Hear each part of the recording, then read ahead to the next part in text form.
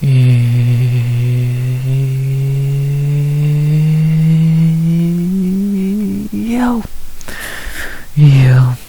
RX back with another breakdown of UFC Houston Strickland versus Hernandez. We back with another breakdown of a card after a pointless break. God, it's good to be back. And this time we had our first fight night of the year as we head over to big old Texas for a decent card. Obviously a great main event as you see there. Two other really good fights under it. Some okay fights underneath those. It's not the strongest card in the world. I have seen people say the Apex card, the Oliveira card from a few weeks ago was better, at least on paper I'd imagine. I see the debate, even if I don't really agree with it. But I have hope for this card, which is probably stupid. We need a good card in 2026, let's be honest. 324 was just a Gaethje fight. 325 was shit. The Oliveira Batista card was the best of the three, and even that was not even a 6 on a good day. This could be our first good card. Took a week break, going to Texas, got an alright card. This could be fun. Or it could be terrible. I don't know. It's the UFC, so it's always leaning towards the latter. But I'm gonna have hope. Not gonna have the same hope next week, don't worry. But for this week in Texas, first fight night of the year after an Apex and 2 pay-per-views, I think this could be fun. Knock on wood. I think this could be fun, and let's see what happens, man. 14 fights out of right now. Weigh-ins haven't happened yet. And we all know 2026 weigh-ins are batshit, so I'm recording this Thursday night. So when this comes out, weigh-ins will already have happened. Something gets cancelled. Won't be shocked. Knock on wood, it doesn't. At least anything important. And yeah, if this is a card we get on Saturday afternoon or night, whatever, I think could be good, could be terrible. Either way, it's going to be back for, I think, 6 weeks straight. I heard 6 or 7 weeks in a row. So that's good. And see what happens. We're back after a pointless break, and see what happens. Well, that being said, the only thing left to be said, while I'm forgetting to say something, is, of course, as always, the normal YouTube bullshit love. As always, please like, comment, and subscribe. 200 subs goal by the end of 2026. We're 5 away, we're at 195. We've been there for a while. I know we're not gonna hit the goal, but wishful thinking, and yeah, gotta be back doing what we do. Been doing breakdowns in Canada and Gastel. I'm back 4 years ago, 5 years ago now. So still doing this shit. Strickland is still boring all these years later. And see what happens in Texas. I think this is their first return to Texas in a while. At least Houston, because obviously they've been in Texas a few times. Maybe I'm wrong, I don't fucking know. But what I do know is, I think that's everything I wanted to say in this intro. Did the YouTube bullshit and talked about the card. Got 14 fights to break down. So unless I'm getting something, ready to break down some fights in big old Texas. I know I am. So let's not waste any more time and let's get into it. UFC Houston Breakdown. You ready? I know I am. So let's do it. Beginning with the first fight of the night in the women's flyweight division. The biggest betting favorite on the card to begin the night, which is kind of rare. You really don't see that early on the card, but we do see it here. It is often a thing, a woman's fight begin the card. This one's actually not terrible, even as the records look like it would be terrible. We have to begin UFC Houston. Our first fight in 2 weeks. We have Crispy Carly Judice versus Juliana Killer Miller. Not a terrible fight to be in tonight, even though I get a combined record of 9 and 5. It's not a great look for a fight, but one of these two is way better than their record says, and the other, yeah, is as terrible as their record would make them out to be. So, it'll be a fun fight to be in tonight. I'm intrigued. Well, not intrigued. It's a pretty simple fight to predict, but whatever term you want to use. So let's talk about it. Beginning of our first fighter of the night, the biggest favorite on the card, Carly Giudice. 5-2, 26 years old, 2-1 in the UFC, coming out to Contender Series a few years ago after one of the best fights in the show's history. Did have a bad debut against Gabriela Fernandez in a loss, but God has that aged well. And since she routed off 2 wins in 2025 against UNC Dubin and Nicole Cagliari, which in my opinion made her the female comeback fighter of the year, looked great. 2 finishes, no less, 2 bonuses, all bonuses in her fights. Clearly getting better with every fight. They're probably the best unranked for women's flyweight in the division. She's a legit prospect. I really think Giudice is a legit prospect. Her cardio's great, her striking is strong. The only thing we've not seen from her is grappling, which we'll probably see that here, if she has any or not. Yeah, she's a really good fucking prospect. Yeah, her wins are weak. Dubin is a joke. Cagliari is going to be cut by the end of this year. But look at her losses. Well, at least her one loss. Fernandez is a respectable one. Karasketa, she was only 4-0 at that point. She got better since that fight. I'll give her a break there. So, but yeah, Giudice is good. Still small sample size, even with everything we've seen from her so far. But she's not terrible. She is truly not terrible. Much better than a 5-2 record would say in terms of experience or talent. Yeah, on 2-fight winning streak again. In my opinion, unless I'm badly forgetting someone, I think she's the best unranked flyweight at the moment. A really decent prospect who's getting better. Again, she's only 26, so being this young into your career and still actually being this decent is pretty good. And, yeah, again, striking and cardio is top tier. The only worry is her grappling, because we've never seen it, and against Miller, we're going to see it here. Aside of that, yeah, Giudice is a legit prospect, pretty decent. And, see if she can get to 3-0, or 3 in a row since the debut. Legit prospect, getting better with every fight. See how far Crispy can go. With Poirier gone, her and Bernal are really only Louisianans still fighting, so unless I'm badly forgetting someone. See how she does here. First fight since the hometown win. And that fight will be against someone she was meant to fight a year ago, but now it's actually happening. She'll be fighting the tough winner. God, how bad is that show in hindsight? Juliana Miller. 4-3, 29 years old, gonna be 30 in 2 months, less than 2-2 in UFC. Again, coming from the Ultimate Fighter where she won. Again, I guess that shows how good Ultimate Fighter is at this point. Jesus fucking Christ. Beating Claire Guthrie, which is actually a decent win at the time, it would seem. That was a really good fight.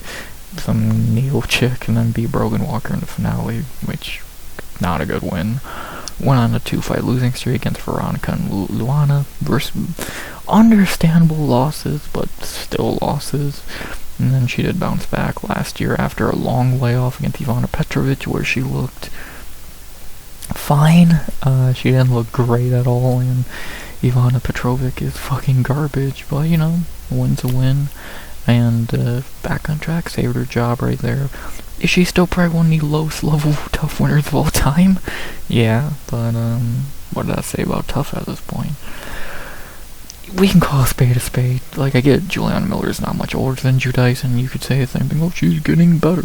I don't think she is. I think she's fucking terrible. She's one of those OnlyFans fighters. I'm sure she's more focused on OnlyFans than fighting, which you're probably getting paid more doing that, but also your skill level is fucking atrocious. I've not seen one good female fighter on OnlyFans. No, I guess who has an OnlyFans, I guess is a better way to put it. I guess Cyborg, but I don't think she does that type of OnlyFans. So Miller definitely does that type of OnlyFans, and yeah, she's fucking terrible. For striking, looks like she's never learned how to strike a day in her life. And I swear to God, I remember I heard she trained with Crystal Eben or some shit. So you know, how do you not know how to strike?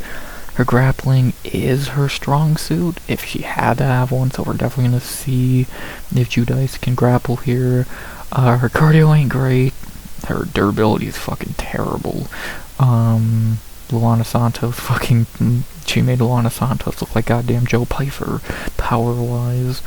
And, yeah, she's just not good, man. Like, one of your wins are Brogan Walker and Ivana Petrovic. That says a lot. Again, your losses are understandable, I'll give you that. Luana is fine, Veronica Hardy's pretty decent.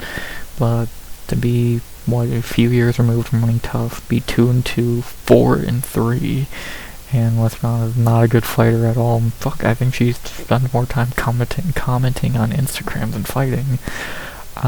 Yeah, she's just not good. So, could she spring the upset here? Maybe. I don't know how. Well, I know how, but I struggle to see her doing it. One of the worst tough winners of all time, and that's come from someone. I was actually a big fan of Juju, but he's just not delivered anything from what we've seen from tough, and don't think it's gonna go too well for her here either. So let's see though. And God, is she fucking skinny? I thought, like, she is fucking skinny. She looks borderline anorexic, so maybe she's, I guess, fuck, man. I hope she's okay. I'm not even thinking that's a joke. It's almost scary how fucking skinny she is. I hope she's fucking okay. I hope the weight cut's good. So, Jesus Christ. Bang after his fight are off. Corey Judice is not minus 400 anymore. She is minus 900, I think. 700 to 900 from what I saw earlier. I think that's a little much. I think Judice is much better, and I think she is going to win this fight. But minus 7 to 900 for someone we've never seen grapple? I can't trust that. I'll say Judice. I like 450 to 500. I have no issue there. She's a better striker, better cardio. The big question, can she grapple? We're gonna find out. If she can't, Miller's gonna grapple fuck her and win. If she can, yeah, she's gonna win easily. So, if she can grapple, yeah, minus 900. But we don't know the answer to that question yet, so instead of just saying, oh, sure, yeah, I'd rather be more careful. I would say she should be minus 450, 500, which is still a lot, but still a little more logical. Same height, Judice has 2 inches in reach and is 94% picked. Yeah, I'm going Carly Judice here, no shit. How do I pick her to win this way, though? That's what do I pick decision? Or do I pick a fucking TKO? Miller's only been finished by Luana, which is a pretty bad look. I do think Miller's got a little bit better since that fight. Judice, again, coming off 2 finishes against fighters who are probably worse than Julie. And barely finished Calari, if we're being honest. Has Judice ever won a decision? It seems like all her wins are by finish. 100% finish rate. Fuck.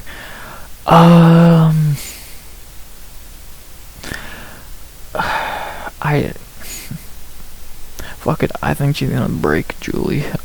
Give me Carly Judice by TKO in a second. I think she's I think she's going to be able to break Miller. God, I want to pick decision. If she wins by decision, I'm gonna be fucking furious. But I'm gonna go finish in a second. I think she can break Julie, continue her finishing streak. I don't think it's gonna be round 1. I really don't think it's gonna be round 1. Could be round 2 or 3. I think she does get to finish. I think it will be round 2 or 3. And I'm gonna lean round 2, I think. I think she's gonna put a pace on Julie. I think round 1 will be her stopping takedowns mainly. And I think round 2 she'll be able to start really piecing her up and winning. So, yeah, fuck. I just go, no. Give me the finish. Give me the finish. Give me Carly Judice by knockout in the second. I just don't see a first round finish here. I really don't. But I don't think she's going to go in the 3rd round again. I think she's going to be... I think Miller has the worst cardio between her and Calari. I think Calari is more durable as well. But I don't see her being able to catch Miller early, because I don't think Miller's even going to try and strike with her.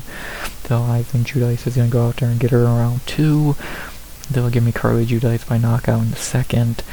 Again, is there a world Julie wins this fight? Yes, I think if Judice has no idea how to grapple, Julie could lay on her for 3 rounds and it would suck. But if not, if Judice can stop a takedown and keep it standing, or maybe she actually knows how to grapple, which would be even more crazy, I think she'll win this fight pretty soundly, and I'm going Carly Judice by knockout in the second. I want to go decision, but because I'm so used to doing it, but I'm gonna do the smart thing and go knockout in a second because it feels safer and more like a possibility.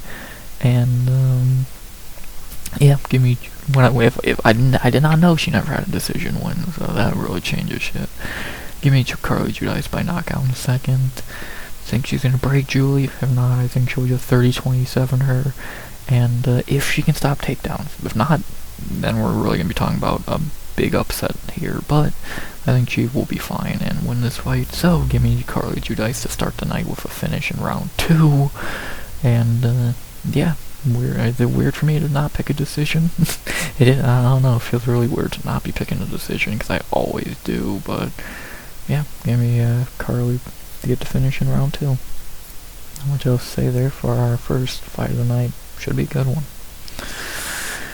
After that, we go to our second fight of the night, our first male fight of the night, this one in the featherweight division, our first of 2 trips in that division on this card, and obviously this is a much less important fight of the 2, even though this fight's not terrible, as we have in our second fight of the night in the featherweight division, a move down for one of these guys from lightweight.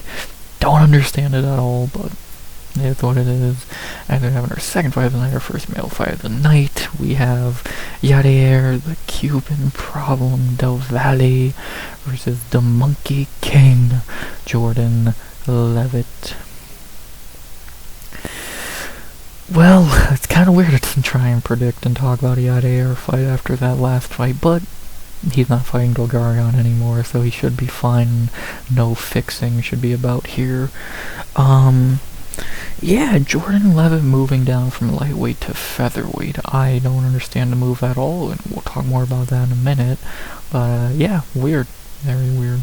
But let's talk about the natural featherweight and the undefeated prospect. I think one of 3 undefeated dudes on the card. Yadier Del Valle.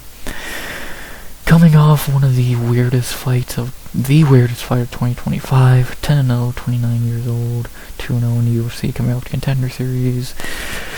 Yeah, we can talk about the obvious, the Isaac Bulgarian fight where Bulgarian threw the fight.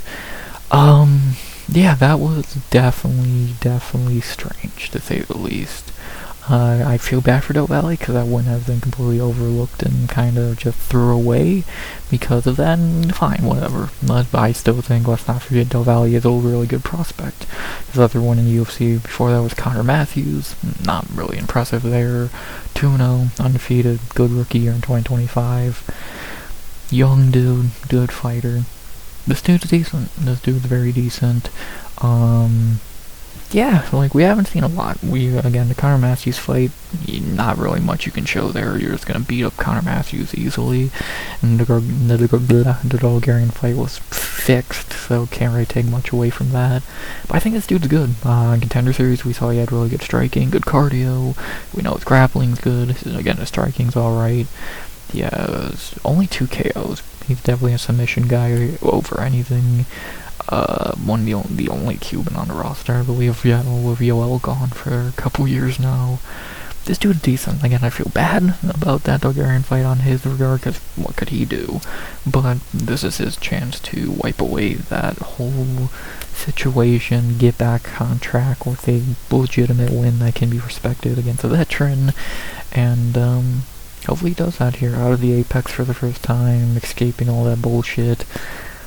Yeah, it's still weird. It definitely still weird, but well, all that shit's in the past, and see how he does here. Very good fighter, very good prospect, and kid could really be something. Get another good win here. Would love to see him fight someone pretty decent after this, but first he has to win this fight, and we'll see if he can do that. So, not really too much else to say there.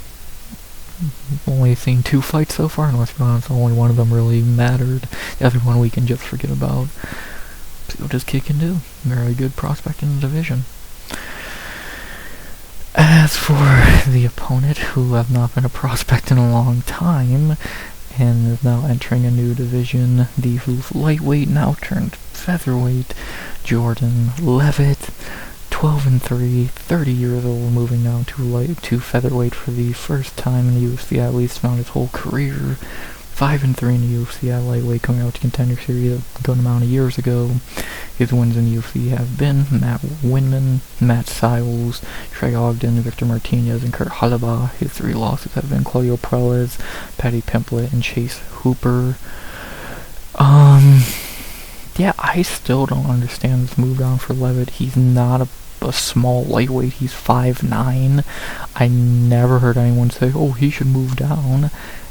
Media day photos didn't look too good for him. He's coming off a win, a meaningless one, but still. I don't get it, but whatever. We know the fighter Jordan Levitt is. He's a one-dimensional grappler. He had one good knockout against Victor Martinez, but that's how shit Victor Martinez is. The only win on his record that's really worth anything is Trey Ogden. He's okay. The rest of the wins are pretty garbage. His losses all have a running theme. They're all guys who are grapplers and out-grappled him. So, we know what guys he struggles against, and now he's fighting another one, a much younger and natural featherweight one, even worse. So, yeah, I don't get this move down. I would love to hear the reasoning for it. The real one is always desperate to make something of his career late. He's not even old. He's only 30, and again, he was a top, 55 lightweight, probably, if not top 50, so I don't get it. I really don't get this move, but maybe he knows something we don't. He, again, looked like the weight cut went as good as it could. Again, I don't know if he's ever fought at featherweight. I would imagine, I know he hasn't in the UFC, so lightweight, is this his first featherweight fight ever? If it is, that's even fucking more worrying. No, so he hasn't fought at featherweight since 2019 against Johnny Walker. No, not that one. So, how weird. Let's see how it goes for him. Again, Jordan's a good guy, not a great fighter. And, let's see what happens. Good luck. Again, we know he is a fine grappler, but when he fights guys who are also grapplers and are usually better than him in that regard, he loses. His striking is very forgettable. Good luck. I don't get to move down, and unless he's really improved his striking, he's not going to do much better. Let's see what happens with Jordan moving down to featherweight. Still don't understand it at all. The betting odds first fight have Yadier Del Valle minus 400 plus 295. Yeah, I can't really disagree there. 300, 400, I would have no issue with the odds there. At least pick them like their Bulgarian fight. Yeah, I have no issue with that. Sounds about right. Same height. Levitt has 2 inches in reach, but Yadier is 91% picked. Yeah, I'm going to Valley here, obviously. I don't even know how Jordan would win this fight, being the crafty veteran that he is, I guess. I really don't know. Yadier ain't my lock. Yadier is not my lock of the card, and neither is Judice, so you're really definitely going with maybe more out there lock than most people would. I know the obvious ones are Yadier and Judice, but we'll talk about the lock later. But yeah, Yadier was definitely the runner-up in my lock of the night pick. Dude should win pretty easily. I don't see him losing this fight. Again, he's better on the feet. He's gonna probably beat him on the ground and finish him there. Yeah, I just really don't see how Levitt wins this fight. And, yeah, not an idea. I don't understand this for him at all, so... But we'll see. Maybe he knows something we don't. I doubt it. And I'm going Yadier Del Valle by... I'm going to go submission in the second. Probably going to do the same thing Paddy and Chase did. Out-grapple him and eventually submit him. I'm going second round because I think he'd be competitive early. But I think round 2 Yadier is going to get him probably pretty early in the round. And that'll be that. Actually, this is going to be my first submission prediction of the year. We haven't had many, so... but yeah, give me Yadier Del Valle by submission in the second. Could be a first round submission, I won't be shocked at all. But I'm feeling the second round, I don't know why. I just think Jordan will give him a bit more of a fucking test in round 1, then he'll catch him in round 2, so give me Yadier Del Valle by submission in the second. Maybe I should go first round, but nah, give me second, and let's see Yadier go a bit deep into a fight, and yeah, not really too much else to say there. Could Levitt win this fight just being a crafty veteran? I guess, but I really struggle to see it, so give me Del Valle by submission in a second, in a fight that ain't fixed, and Yair can start really building his way away from that Bulgarian bullshit, one win at a time, beginning with this one over Levitt, so let's do it. Yair submission round 2, there you go.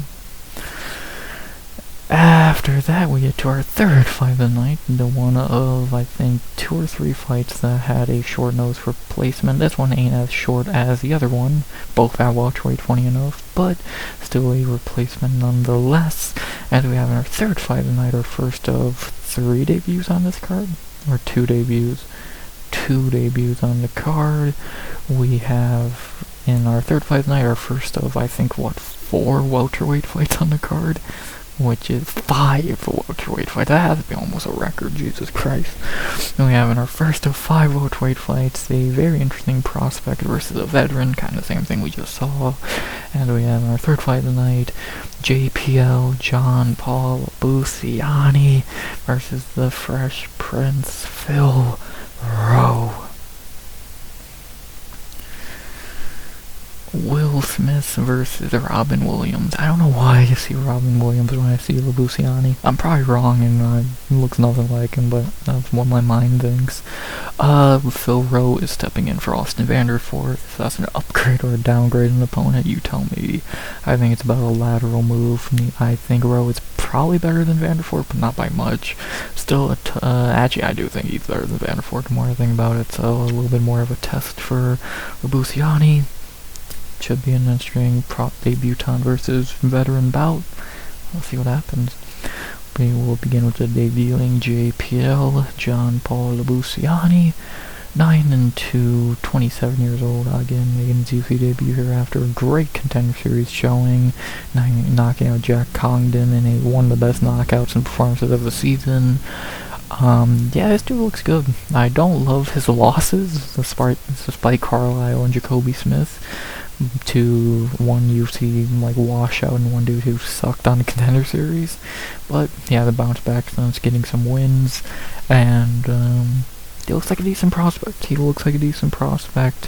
Young dude, 27 years old, training out of, doesn't say, so California. Do I think he's on the level of prospects in this division as Dulatov and Nurajai and Seo Kyun Ko? God, no. But I've not seen that yet, but he could get in that tier. Dude's pretty fucking big, I believe, 5'11". I swear he seems like he was taller. Yeah, looked good on Contender Series. Only watched him fight for 1 minute and 8 seconds, so can't take too much away there, but now getting a debut against a tough veteran. Clearly his striking is decent, his grappling, 5 submission wins, that should be fine. See what this guy can do, when the only knock I can really have on you is you have 2 really terrible losses. That's kind of just how the regional scene works. If he can bounce back from doesn't get better, seems like he has, and see what happens. Debuting, see how he does. Seems like, I remember the fucking UFC workers there all love him, so they're apparently he's a really good guy. See how he does here. So not really much else to say, but JPL, only saw him fight for 68 seconds, so I'll see more of him this week. As for the opponent, someone I've seen fight many times over many minutes, the Fresh Prince, Will Smith himself, Phil Rowe, 11-6, 35 years old, gonna be 36 in a few months, or later in the year. 4-4 in the UFC, 1-0 on the Contender Series, where I forgot he came from Contender Series. Yeah, he's had a up and down UFC career, especially lately. Came in the UFC, prospect, beat Edmund's brother on Contender Series. Did lose his debut, but then went on a 3-fight winning streak that got him a fight with Neil Magny. That was close. Lost to Jake Matthews, beat Angelo Sun, and lost to Seo Kyun Ko. And now he's here, coming in 2-3 in his last 5. he's okay. He's not a bad fighter. Missed weight twice, which is not a good thing. No great wins. His best one is Nico Price, which sold a lot. Gabe Green, Neil Magny, Jake Matthews, fine losses, I guess. Trying to be more active, which is good to see, because he was a bit inactive for a point in time. Yeah, he's gonna need to do a lot here to win. Either that or hope John Paul's a terrible fighter. Rowe is very beatable. His grappling is pretty terrible. His striking's alright, but he can get clipped. He's okay. He's a fine, veteran prospect tester. He's nothing more than that. He can beat shittier fighters, and we've seen him. Look at all his wins.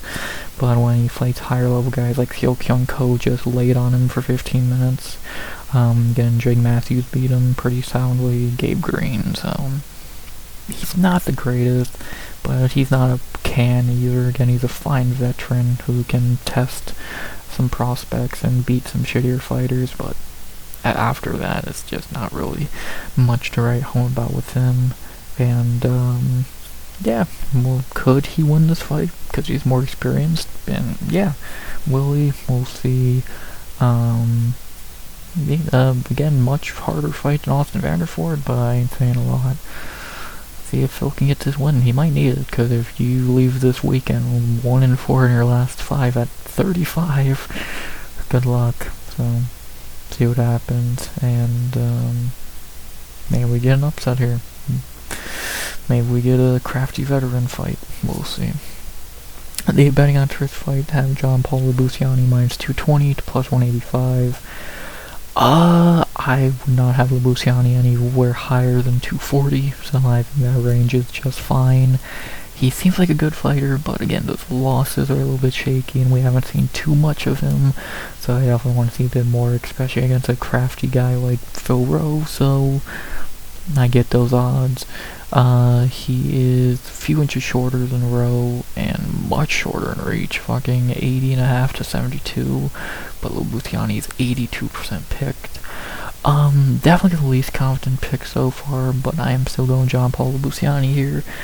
He should win, logically. Again, Phil Rowe is not a world beater, but if you're not that good, he can beat you.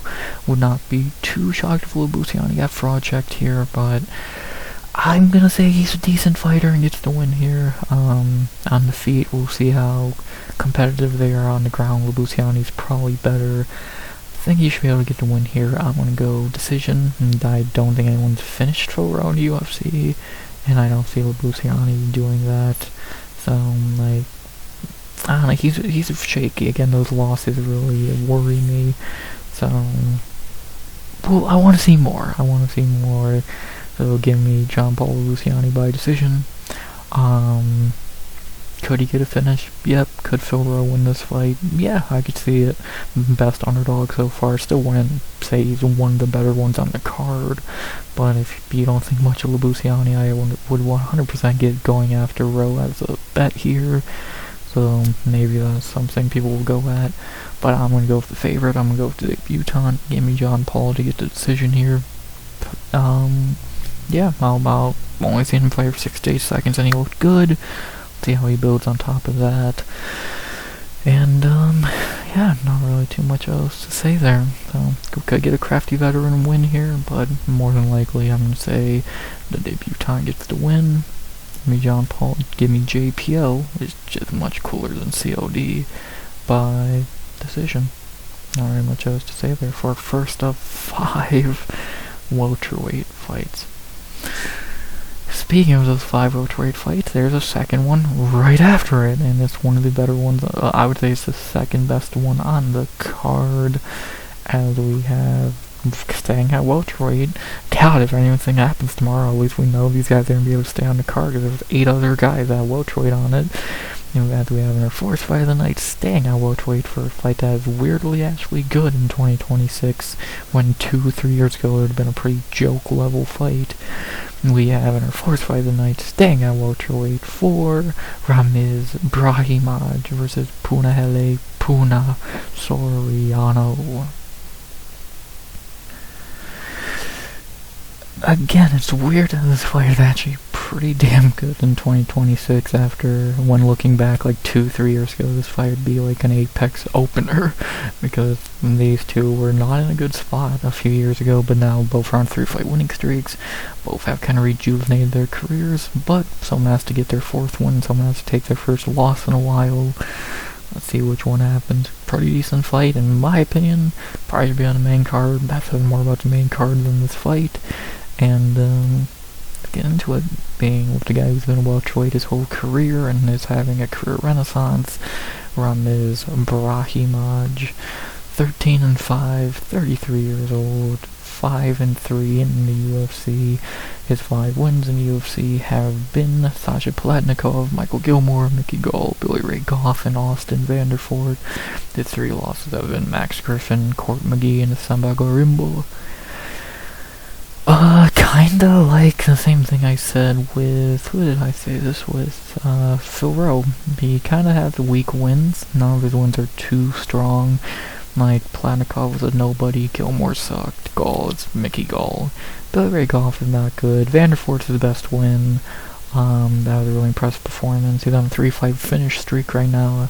I get this 3-fight winning streak is kind of weak. Mickey Gall is again a joke. Billy Ray Goff was not good.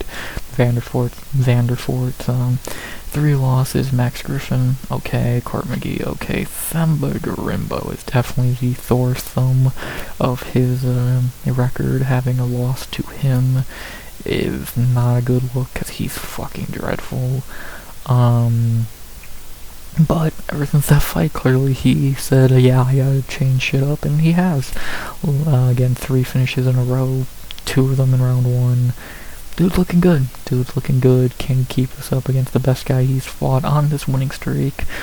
We'll see. His striking and power is actually pretty decent now. His grappling's good. Cardio, we haven't really got to see. He only won round 2 once in the last 3 fights. So we'll see if his cardio's decent. And, yeah, never would have thought Ramiz Brahimaj would actually turn to a bit of a prospect. But either, if you want to say he's actually gotten better, or his level of competition has got worse. Whichever one you want to go with. He's won 3 in a row, which is the best he's ever done in his goddamn career. And, see if he can keep the train moving. Again, a guy who I think everyone was writing off after the Gorimbo fight, if even not before that. Now is actually doing pretty good, so see if he can keep this train moving and get number 4, which would be his best win so far, his best opponent so far.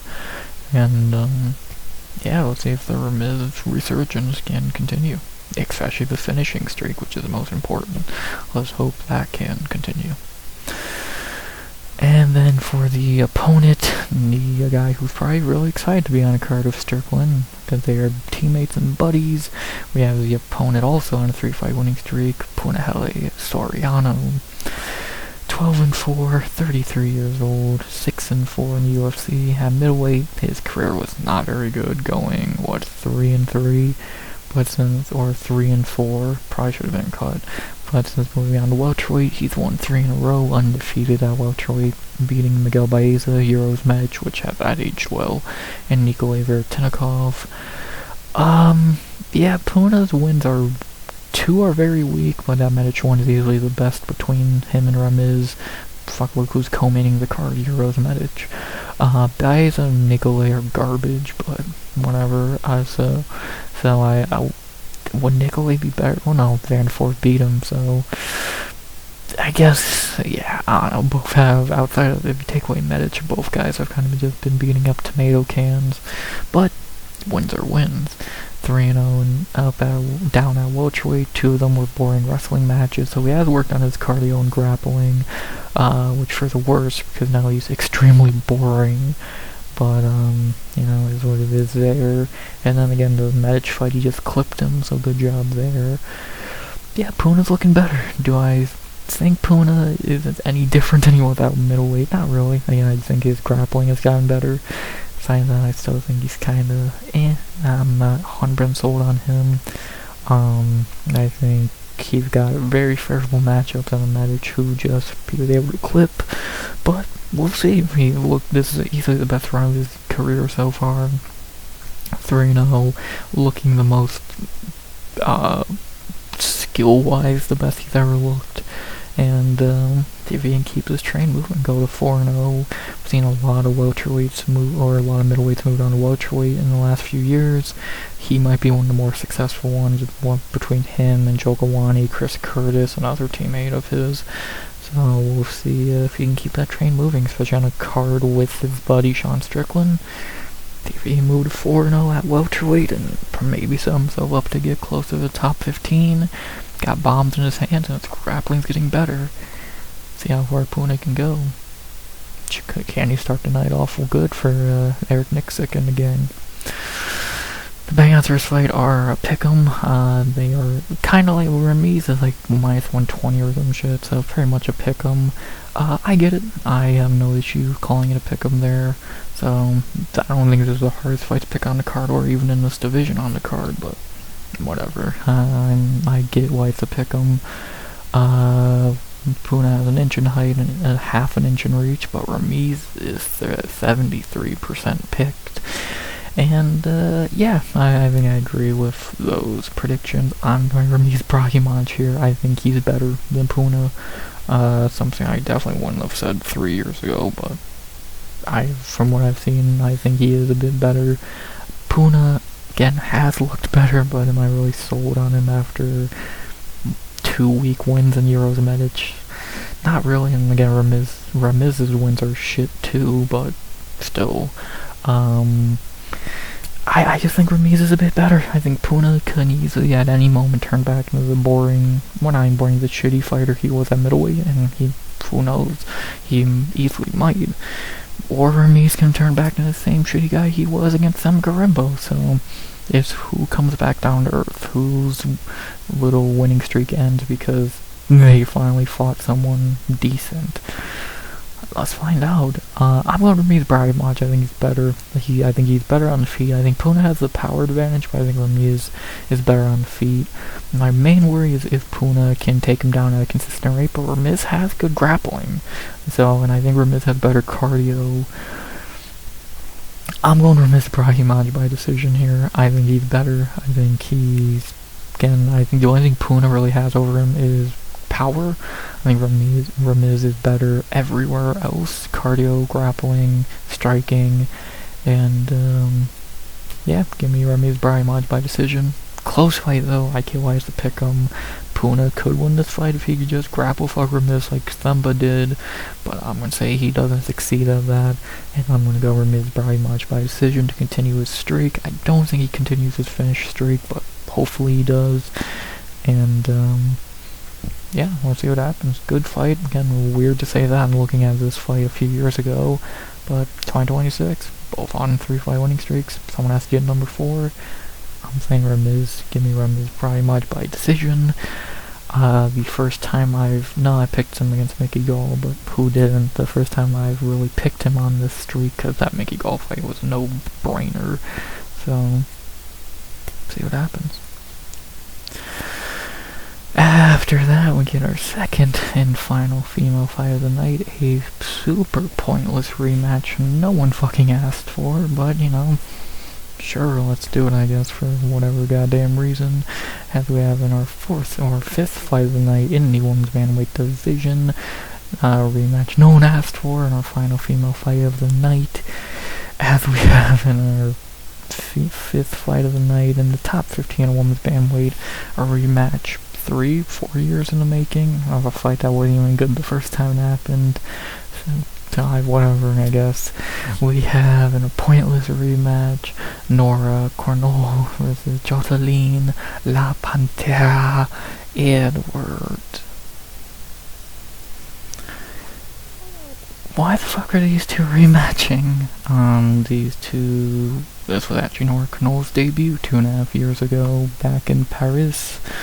And now they're rematching for some fucking reason a few years later. I don't understand at all. I think rematches should only happen if A, the first fight was great, B, it was controversial, or C, they have no other choice. The first fight was none of those 3 things. And now they're running it back, so oh boy. Let's see who's gotten better in those 2.5 years. well, pretty much 3 years at this point. Why not? Let's begin with, somehow I think the higher ranked of the two, the French woman not fighting in France's time, Nora Cornol, 9-3, 36 years old. Damn. 3-2 in the UFC. Her debut, obviously, she beat Jocelyn Edwards, and then beat Melissa Mullins right after that. Took her first loss in UFC to Jacqueline Cavalcanti, beat Haley Cowan, and then lost to Cara Hossa last time out. Nora's had a pretty forgettable UFC career. Like, outside that Mullins win, I can't really, say much great about her run. Cavalcanti beat her again, which is understandable. Cara Hossa beat her easily, which is understandable. Haley Cowan's a joke. And you beat Edwards all those years ago. And again, I guess if you want to say, oh, yeah, that was controversial, I could see some people not agree with the decision, but it wasn't a big deal. Nora was the underdog in that fight, and I actually got that right. But, yeah, that was far from a dominant, clear win for her. And then again, going 2-2 since is not great. She's okay, I guess, but she's not really a top 15 level fighter. And yeah, her striking is okay. Grappling has gotten better. Cardio is not great. Well, grappling got better, and the Cara Hossa showed no, the fuck it didn't. Cardio is not phenomenal. Like, she's not anything special at all, to be honest. They needed a French woman on the roster. They got one. She is okay, but yeah, she's not even a top 15 level fighter in my opinion. And, yeah, what more can I really say? Has she gotten better since their first fight? I guess, to an extent, a little more developed than I made, because she was only 6-1 in that debut fight, now 9-3, so I guess a little more developed in the sport, but whatever the fuck that's worth. And, yeah, this time not fighting at home, so we'll see if the judges will be as kind to her this time, and, yeah, not really too much else to say there. For the opponent trying to get revenge and somehow on a 3-fight winning knockout streak, or no, finish streak, then we have the loser of the first fight, Jocelyn Edwards, the best Edwards in MMA right now, 16-6, 30 years old. Definitely did not think Nora would be 6 years older. 7-4 in the UFC. What a fucking career turnaround Jocelyn has had. Like, before she went on this winning streak, she was a very whatever fighter. Kind of was just known for getting robbery wins and was not that good at all. And then out of nowhere, she submits Vidal. Okay, fine. Knocks out Chelsea Chandler, and then knocks out Priscilla Cachoeira. It's like, oh, okay. Definitely did not think Jocelyn Edwards would be on a knockout streak, but you know, oh sure, somehow she has more finishes than Evloev. Yeah, she's gotten better. I think between the two, she's went 3-1 since the first fight, and that one loss was to Eileen, who is now in like the top fucking 7 of the division. So understandable. And again, 3 wins. Yes, they are shitty wins. Cachoeira is the best of them, I would say, and that says a lot. But for Jocelyn Edwards, wins are wins. She's again got better since that first fight. Her striking and powers somehow gotten better. Grappling's gotten better, and I think she's got better overall as a fighter. She's now 30, hitting her fighting prime, wherever the fuck that logic is. See if she can keep it up, the winning streak and or finishing streak. So, can't believe she's on a fucking 3-fight not finish streak, and trying to get revenge. See if she can get it. Yeah, what a fucking career turnaround for Jocelyn, from jobber to actually looking pretty damn decent. Well, anything can happen in MMA, man. Truly crazy. The Bang on Truth fight have the loser of the first fight, -260 to +210. Yeah, I can't disagree with that, to be honest. That's weird as the loser of the first fight be the favorite now. Big time.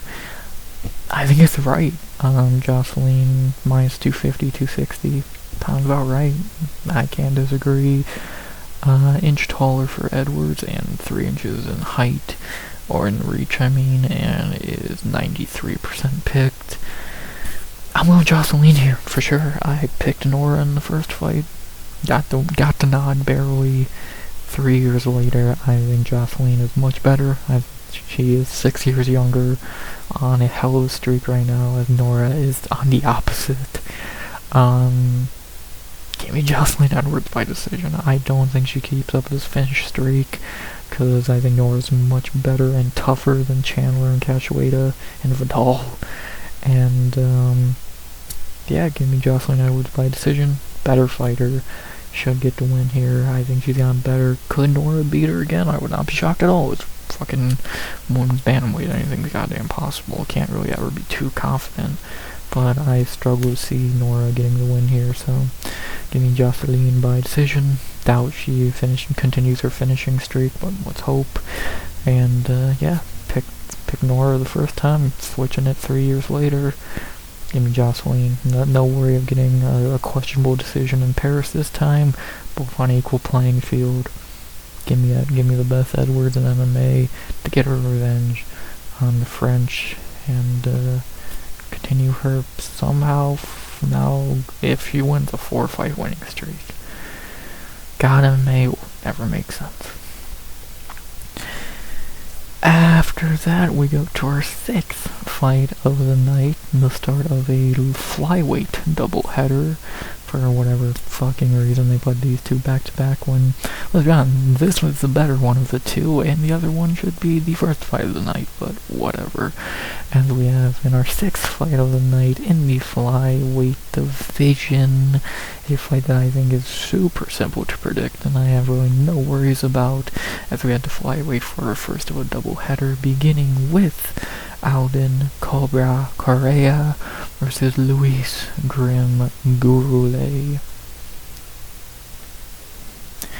Yeah, I think this fight is the easiest to pick on the card. I'm not too worried about picking this one or getting this one wrong. I think this is as simple as it gets, so let's talk about it. The first hometown fighter on the card, I believe, the first Texan on the card, in his first full camp fight in the UFC, Alden Correa, 11-3, 27 years old, training out of the Josh Van camp, 1-0 in UFC, after coming in on short notice at Noche, and beating Alessandro Costa pretty easily.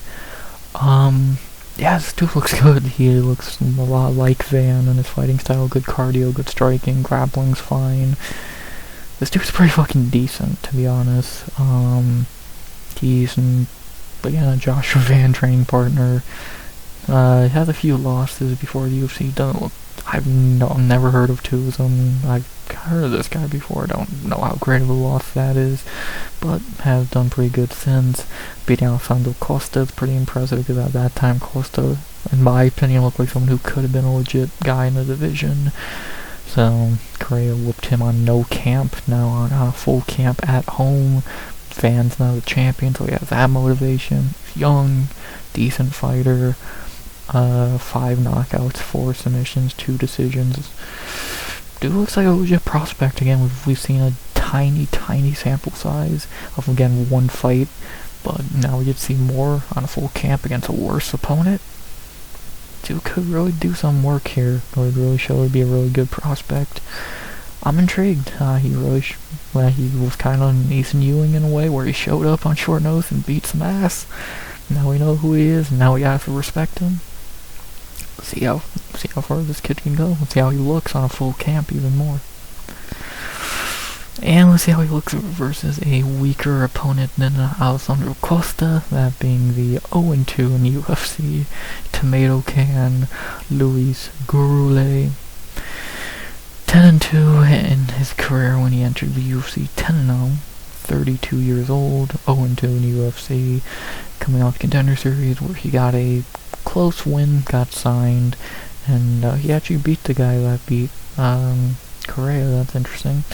But in the UFC, he's lost to Ode Osborne, Jesus Aguilar. Ode finished him. We'll talk about Ode in a minute, and Aguilar beat him. Yeah, Guruley's fucking terrible. This dude, he has the weakest chin I've ever seen in flyweight, I swear to God. This dude can't take a punch. Ode knocked him out. Aguilar dropped him like 4 times. Got schooled by 2 guys who are very mid in the division, and I think Piccinini's a fucking bum as well. And now he's fighting for his job. Is he gonna be a 0-3 washout? Very high possibility of that. Yeah, he's not good. I don't know another way to say about Guruley. He's fucking terrible. He's a shitty striker. His grappling's nothing to write home about. Chin is fucking weak. Yeah, he's not that good.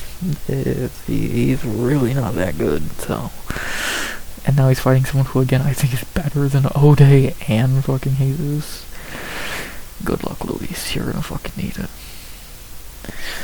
The betting odds for this fight only have Alden Correa minus 270 to plus 210. I think those should be higher. I would have Correa minus 500 easily. I think he's levels and levels above Guruley. It's not even funny. He's 3 inches taller, much bigger reach, and 94% picked. You wanna know my locks tonight? It is Alden Correa. I don't see how he would lose this fight. He's better on the feet. He's not getting knocked out. Good cardio. Guy has grappling. I don't see how he loses this fight at home. Give me Alden Correa. Lock of the night here. I have my pick, and I'm gonna go by. I think he's gonna break that weak ass chin. Give me Correa by knockout in a second. I think Guruley's fucking terrible. I think he really has a strong case to be made for being the worst fighter on this card. I think he's easily the worst flyweight on the card. That's allowing Alibi's in the next fight. And yeah, give me Alden Correa by knockout in a second. Lock of the night. If he doesn't finish him, he's gonna just 30-27 him. But I think he's gonna finish him and get the win here. So give me Correa by knockout in a second. Guruley has a weak chin. Correa's really good. Not really much else I can add there. Pretty basic, simple. Yeah, Guruley's garbage. Correa looks like a legit prospect now in a full camp at home. Give me Correa by knockout in a second. Not really too much else to say there. Not Yadier, not Judice. Correa, my lock of the night. And then we stay at flyweight after that for a fight that's worse than the one we just talked about. But you know, logic. And we have in our co-main event of the prelims in the flyweight division again. A fight that's worse than the Correa fight, but whatever reason's higher on the card, I don't know. As we have in our co-main event of the prelims, in my opinion, the worst fight on the card. And maybe the hardest to predict on the card. We have the Jamaican sensation Ode Osborne versus Alibi Adrius. Yeah, I'm so looking forward to trying to predict this one. Ode, a guy who's inconsistent on his best day, versus Alibi, who's terrible. Joy. Yeah, this is a tough one tonight. This and the next one are the 2 hardest fights to pick on the card very easily. And, not looking forward to it, so let's get into it. Got already an hour in. This is a decent card. Beginning with the veteran here who, God, his record looks terrible. Ode Osborne, 13-9, 34 years old, 5-7 in the UFC. Coming out Contender Series, his wins have been Jerome Rivera, CJ Vergara, Zuruf Gadashev, Charles Johnson, debatable, and Luis Guruley. His losses have been Brian Kelleher, Manel Kopp, Tyson Nam, Asuama Bayev, Rafael Filho, Lazy Boy Rodriguez, and Steve Ursig. How are they still here? Like, I get he's a really good dude, but goddamn, he's not a great fighter. If we take away the Johnson win, because it's debatable if that was even a fucking win, I don't even think the best one is CJ Vergara. His losses, some understandable, some are not. Brian Kelleher at the time, okay. Manel Kopp, okay. Tyson Nam, okay. Yasu, pushing it. Phil Ho, okay. Lazy Boy, gross. Steve Erceg, who debatably beat. Ugh. God, how shit is Steve Erceg? I can't wait for him to fight again because he's gonna be an easy fade. Ode is not great. He has good power. About it. Cardio sucks. Grappling sucks. Durability sucks. He has very good power and he has experience. 13-9. Jesus Christ, that's ugly. That makes fucking Juliana Miller's record actually look somewhat decent. This is probably do or die for him, because if he moves to 13-10, where he's 1-5 in his last 6, and let's be honest, that Charles Johnson fight's really a loss. Yeah, he's getting fucking cut here, so kind of a do or die for him. Been in the UFC a good amount of time now, for 6 years. Let's see if we can pull another win off against a shitty young guy. He's, do it a few times against, again, Luis Gurley we just talked about. We'll see what happens, although they got one more left in him. He almost beat Steve Erceg. He really clipped him bad and almost beat him, so let's see if he can get another win here and see what happens. Not really much else to say about Ode. We know we're getting for Ode. Good power and okay striking. Everything else, yeah, not really good. And then for the opponent, the Ultimate Fighter loser from last year, the already a fraud, Alibi Adrias, 10-1, 31 years old, another Kazakhstan flyweight who fucking sucks. 0-1 in the UFC after coming off the Ultimate Fighter, getting to the finale and getting bitched out by Joseph Morales, which says a lot. His 2 wins on the show were pretty piss poor, and again, losing Joseph Morales is pretty fucking ugly. Yeah, Alibi's terrible. I don't think of him as anywhere, is he even better than fucking Bekzak Almakhan, who just got cut? I would say no. I think this dude's kind of a joke. Like, his wins actually before tough were at least somewhat respectable for a regional scene.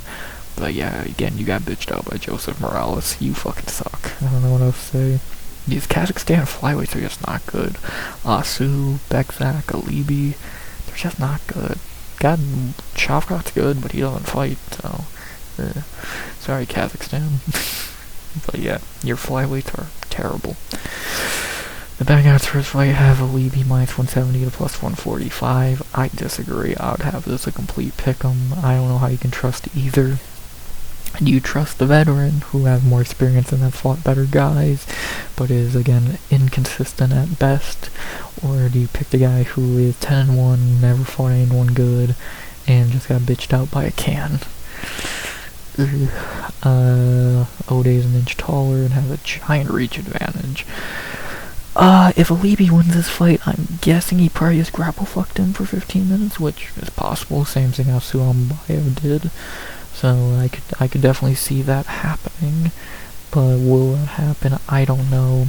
I don't know who I want to pick here. Do I pick the guy who, again, is inconsistent, or the guy who looks like a joke?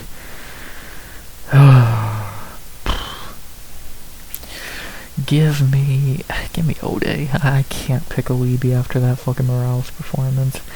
And I think Ode is better than Morales, so what does that tell you? Give me Ode. Is it a bit biased? Sure. If I take the loss here, am I upset? No. It's like, whatever. I cannot pick Alibi. I don't want to pick Ode either, trust me. If I have to pick someone here, give me Ode Osborne. I just think he's more experienced, fought better guys. He's not getting bitched out by Joseph Morales. Give me Ode Osborne by decision. I think it's still either way. Either Ode shows up in one of his rare best forms and gets the win, or Alibi just grapple fucks him.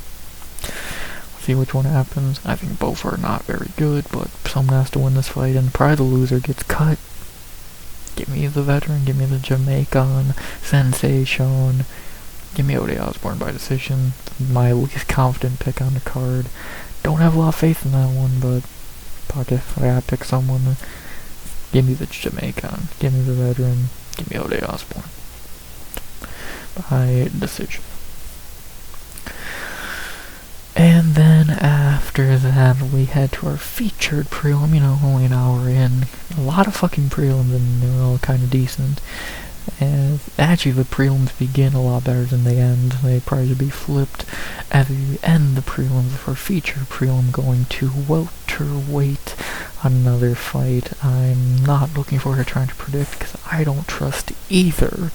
But you gotta pick someone. As we have our featured prelim in the welterweight division, the worst of the 5 welterweight fights on the card. We have a battle of guys who are not really... I'm not looking forward to trying to predict. We have in our featured prelim, Chitty Bang Bang and Joko Wani versus Carlos the Lion Liao. Oh boy, either picking Chitty and Joko Wani, who has burned me more time than I can count, or picking Carlos Liao, who got beat up by Uncle Salikov. Oh boy. Yeah, this is the hardest fight to pick on the card. No, I think the Ode fight's harder, but neither are easy. I think neither of them should be the main 2 prelims, but whatever. Let's talk about Chitty. Chitty and Joko Wani, 25-11, 37 years old. Again, has fucked me over many times on picks. 5-4 in the UFC, did very terrible at middleweight, and has went 3-1 at welterweight. Coming off the Contender Series, since moving on to welterweight, he beat Reese McKee, Jared Gooden, and Zaleski, but he did get choked out by Jake Matthews their last year. The rare time Jake Matthews got a finish. I'll just cut to the fucking chase. I can't pick Joko Wani anymore. The dude can show flashes of looking great, like his early fights in the UFC or Zaleski. But then he shows like the Jake Matthews fight, like the Doraya fight, like the fucking Reese McKee fight, Jared Gooden. Dude just can be so fucking terrible. And it's like, how can I trust this dude? Like, he is just so fucking inconsistent. Like, I don't think I can be less accurate picking 4 and 6 on picks. I think the only guy I'm worse picking is Muslim Salikov, so yeah, I just can't trust Chitty. It's that simple. If he shows up at his best, he's always difficult to beat. If he shows up like how you have lately, or if he shows up at his worst, like he does a lot of the time, he's never gonna win that way. So he's too inconsistent. I cannot pick Chitty and Joko Wani anymore. I will not unless he's fighting the legit bottom of the barrel, and even then, I don't fucking trust him. So I don't know. I just cannot fucking trust him ever again. I will not. I cannot. And so that's simple. And then this fucking idiot, Anthony Fantano, or his opponent, Carlos Liao, 22-7, 31 years old, 2-1 in the UFC. His 2 wins in the UFC are Renat and Alex Morono. Yes, he beat Renat, shut up. That everyone agrees. And he lost to Muslim Salikov in his last fight, getting knocked out with 1 fucking punch, which is not embarrassing at all because Salikov's really good, but at the same time it's like, oh, okay, I guess Liao kinda sucks. He came from PFO where he went 5-2, not great there, lost to the same guy in both of those losses. He's not that good. He's definitely on steroids. I don't think that's much of a debate. Yeah, no, he's not that great at all. More trustworthy than Chitty, I guess, but that's not saying a lot. Fine striker. Does he have grappling? I don't remember seeing the grappling. I don't fucking know. How am I meant to predict this fucking fight? Both guys suck.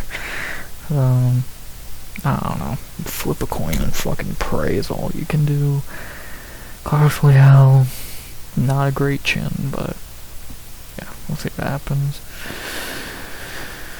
The Bang-Outs first fight have Carlos Liao minus 185 to plus 160.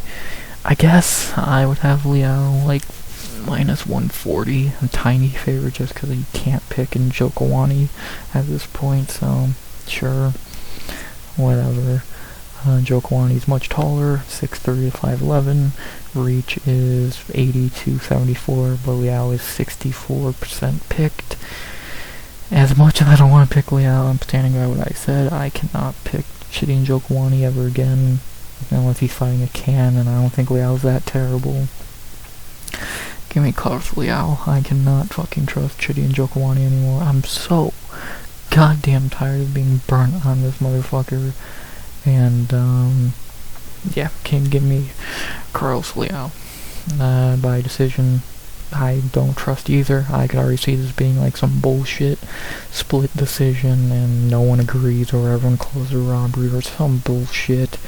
And, yeah, I'm not looking forward to this. I'm looking more forward to the Ode fight pick-wise, because I have better faith in Ode, which is a lot.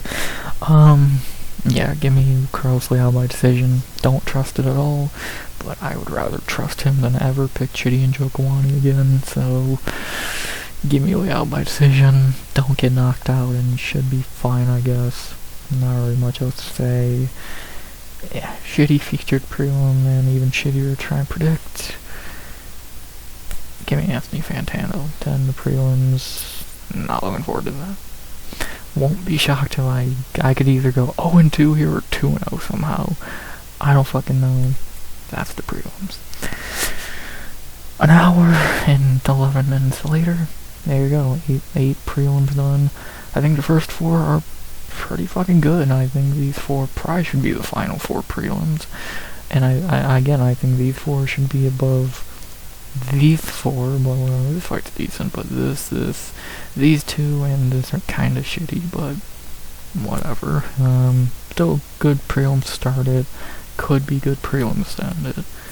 Not trusting a few of my picks, but is what it is, and see what the prelims got for us before we head into the main card. Speaking of so, we still got 6 fights to break down, Jesus fucking Christ. Let's not waste any more time and get into this shit. God, a week break got me all fucking yapping. Happy to be back. Let's begin with the main card opener, which shouldn't take too much time, and fight time or breakdown time, as we have in the main card opener at 185, first of 2 middleweight fights on this main card, first and last, funny enough. We have to begin the main card with, I think, a perfect main card opener. We have Zach the Savage Reese versus Michel Demolidor Pereira. Yeah, I think this is another case of I will never pick this guy again. Do I really need to waste much time here? We can talk about Zach Reese, and we'll talk about both a little bit. Let's begin with that. Let's be the main card with the first Texan on it. Zach Reese, 10-2, 31 years old, 4-2-1 in the UFC, come out Contender Series. His 4 wins have been Julian Marquez, Jose Medina, Duskoch Dorovich, and Jackson McVeigh. His 2 losses have been Cody Brundage, Gross, and Azamat Bakoyev, and he had a no contest with Cedrica Dumbass, which, let's be honest, he was going to win that fight. Long story short, is Zachary Reese good? Nope. Is he better than a lot of fucking middleweights somehow? Yeah. Yeah, he showed a lot of durability against McVeigh, even though he did have more of a fight than he should have there. He's not good at all, we can be honest. He hits hard, and again, I guess he has some durability, because again, that McVeigh fight, he took a lot of damage. The grappling, not great. It's passable if he's fighting a worse grappler.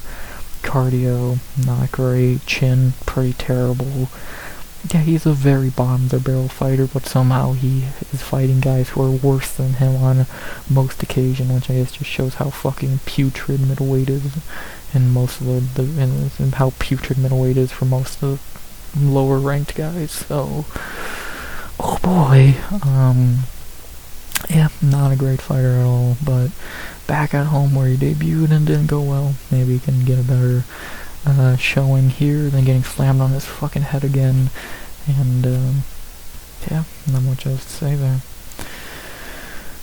And then for the opponent, I think another guy in the I'm never picking him again club. Former top 15 welterweight and prospect and hyped up guy. But now, yeah, on his more than last legs, we have Michel Pereira. 31-14, 32 years old. Definitely thought he was older. 9-5 in UFC. Welterweight, he actually had a pretty good run, but he couldn't fight consistently there. And then since moving on to middleweight, he hit 3-3. Started off undefeated, beating Andre Petrosky, Michel Luchacek, and Ihor Potieria, but has lost 3 in a row to Anthony Hernandez, Abus Magomedov, and Kyle Dawkins. Yeah, those last two are bad. Losing to Abus is fucking awful, and Kyle Dawkins, gross. Yeah, Michel Pereira's done. I think he already should be cut, and I think he's going to get cut after this. He's another guy on the never pick again list. He's just done. I don't know if it's a mental issue, an age issue, what, but he's not the same guy at all. As I don't know what Fluffy did to this guy, but it was unfucking believable damage. And yeah, he at one point looked like he was gonna be something twice at welterweight and middleweight, and now he's losing to Kyle Dawkins and Abus Magomedov. So should lose here again on the never pick again list. And actually, I would pick Njokuani before I ever picked Pereira again. And yeah, no Shama for you. What more can I really say? I'm not gonna bring up the stupid shit other people do. You shouldn't have done this. I don't care what fucking flag he carries around. I care about the fighter, and the fighter is fucking terrible. No Shama.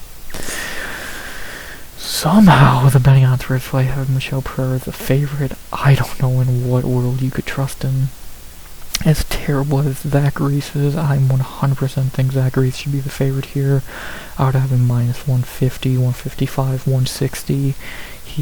I think he's the best underdog on the card that I'm actually picking, not named John Strickland. So, yeah, I think the odds are completely off here. Reese is 3 inches taller, bigger reach, and 56% picked. I'm actually shocked Reese is the favorite picks-wise. If people are seeing what I'm seeing, and that is you can never pick Michel Pereira again, because what the fuck has happened to this guy? Yeah, I can never even try to pick him again. So sadly, I have to pick Zach Reese here, as little as I want to, because I don't trust him as far as I can fucking throw him. Give me Zach Reese by knockout first. I think he's gonna clip Pereira the same way Dawkins did and put him out, and pretty much end his UFC career there and then. Should be a good addition for PFL, because yeah, his UFC run is more than time to end. So give me Zach Reese by knockout first. Don't love picking Zach Reese ever, but yeah, I can never pick Michel again. No Shama. Give me Zach Reese by knockout and first begin the main card with another win for the Texans, giving them their second win of the card so far. They only had like 3 or 4 of them on the card, so no Derek Lewis. How lame. After that, we get to our second fight of the main card, the one that changed on short notice last week. Now it is an 11-0 battle in a debut, a long overdue debut.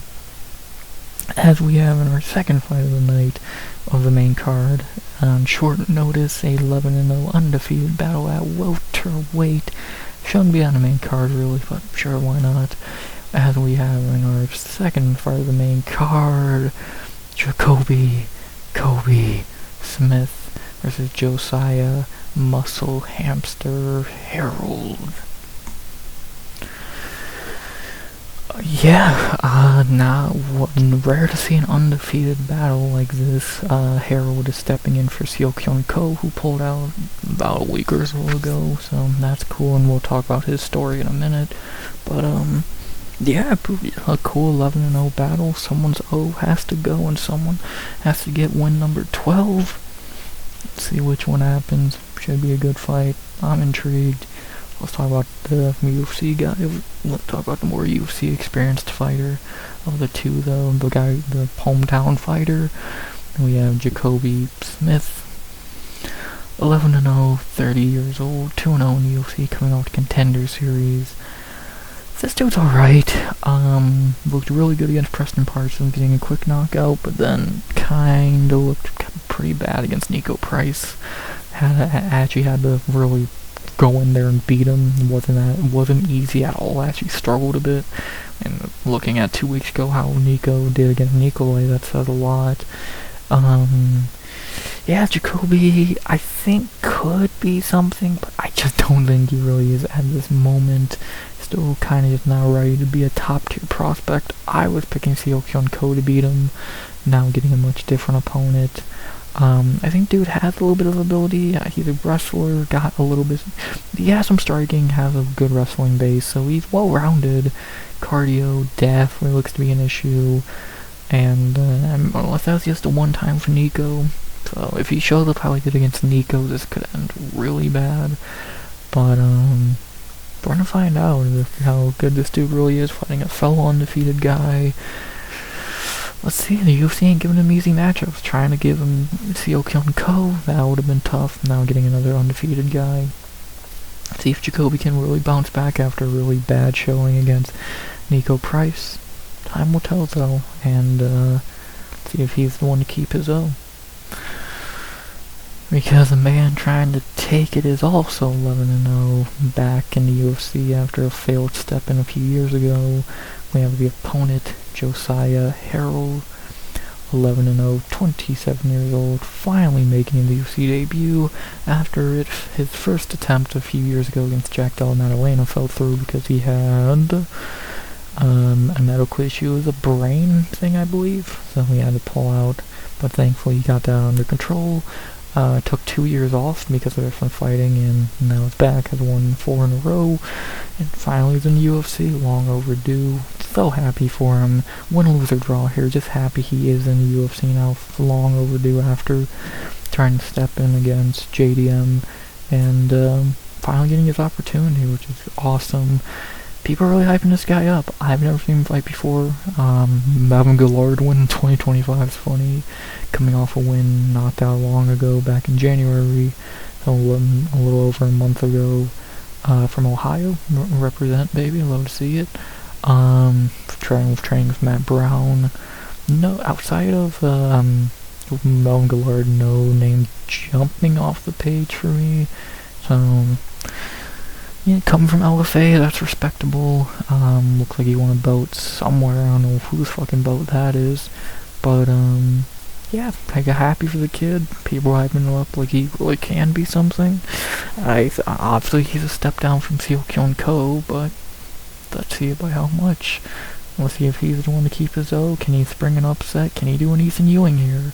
Now, every time someone steps in, everyone's going to be picking them, thinking it's going to be the Ethan Ewing of the week. See if that holds true, and yeah, not very much else to say there. Never seen him fight before till Saturday night. The Bang Out Tourist fighter not on Tapology, but I know Jacoby is like mine 300, 330. If you want to have in mind 300, sure, I wouldn't go much higher than that. I can't really say too much about how smart those odds are, because again, I've never seen Harold fight, so kind of going in blind there, but let's find out. Jacoby is 3 inches taller and a giant reach advantage, and is 91% picked here. Is Harold a natural welterweight, or is he a lightweight? So he's a welterweight, okay. Obviously I'm gonna go Jacoby Smith here. Am I as confident as you'd think? No, not as confident as you usually are when you're picking against a short notice debutant, but I'm still picking the guy I know. Again, I was picking Seokyeon Ko in this fight if he was still on the card, but now that he's not, I'll go hometown guy. I'll go Jacoby Smith here. Could Harold win? Yeah. Would it be a great moment? Yeah. But I don't know, we'll see. Again, I've never seen him fight, so it's gonna be a shot in the dark for me. But I wish he would have stepped in against someone worse. Like, I wish he stepped in one of the other 3 welterweight fights, because I would 100% pick him against either of these guys. I'd probably pick him against Puna, to be honest, and I'd easily pick him against Rowe. So, but he got the worst end of the stick. So, see who's gonna lose 0 and who's gonna get to 12-0. I'm gonna go Jacoby Smith by decision, but I'm far from as confident as you usually would be with a fight like this. And yeah, let's see if Harold is legit. I won't be shocked at all if he is. Jacoby is very fraudulent after that Nico fight, so we'll see if he can bounce back, or will he continue to look like that. Someone's gonna lose their oath, someone's gonna stay undefeated. Really good fight. I'm excited, and give me the UFC guy, give me Jacoby Smith by decision. Let's see what happens, man. Let's see if Harold's legit or not. Even if so, we'll get to see him on a full camp down the line, which will hopefully be better for him to win or lose here. And either way, Habby's getting his shot. See how he does here. Give me Jacoby Smith by decision. Won't be shocked if we get another Ethan Ewing situation here, though. Let's wait and see what happens. After that, time for a piss break. It's heavyweight. I still say heavyweight should be banned from main cards, as we have in our third fight of the night in the welterweight, our third main card fight of the night in the heavyweight division. Yeah, I'm not gonna say much here because it's heavyweight. You know, it's gonna suck, and it shouldn't be on the main card. And that I say heavyweight should be banned from the main card until they have a good fight. As we have in the top 10 of heavyweights, that says a lot. We have Sergey Polar Bear Spivak versus Walking Trouble Ante Delija. I don't fucking care. It's gonna be a shitty heavyweight fight. I still say they should be banned from the main card until they have a good fight. Sergey Spivak's terrible, even though he did beat Waldo Cortez Acosta. We can still be honest about that. Ante Delija's a fucking joke. Delija's 85% picked here and is a favorite. Yeah, give me Delija by decision. I think both guys are terrible. I don't care who wins. It's gonna be a shitty fight. And, yeah, what else is there to really say there? Both guys suck. And it's heavyweight. So, I still say trade heavyweight for Dakota Ditchovich, but whatever. Not much to say there. Give me Delija. I think he's better, but I could give a fuck. I actually would like to see Spivak one more. And, yeah, not very much else to say there. Both suck. Heavyweight should be banned from main cards. And, yeah. Fuck heavyweight. And then we get to the second half of the main card in the beginning of the big 3 on the card, the best 3 fights on the card, beginning with, in my opinion, what should be the second best fight on the card, and I am so hyped for this fight. As we have in our 4th fight of the main card, the featured bout of the main card, I would guess, in the top 4, the number 14th ranking at featherweight, we have a banger between Dan 50K E-Gay versus the Dalmatian, that's a badass nickname, Melquizael Costa. What a great fight here, perfect matchmaking. I believe this was the idea I said after Melky's last win. E-Gay's back, Melky's getting a top 15 shot finally, second best fight in the card, cannot wait for it.